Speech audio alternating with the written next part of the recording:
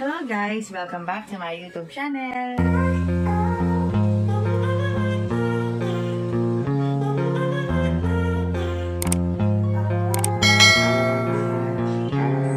Pang-apat na laban ng Chocumucho Fly Titans ngayong November 2. Gaganapin nga sa Santa Rosa Sports Complex ang kanilang pang-apat na laro.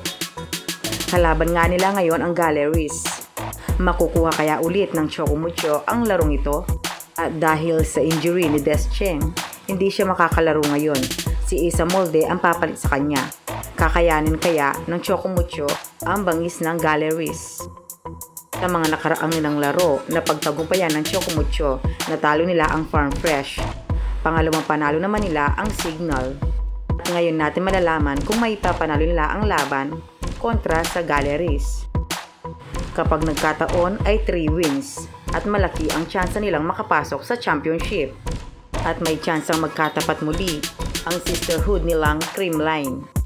At mamayang 6 PM, F2 Logistics versus Petrogas.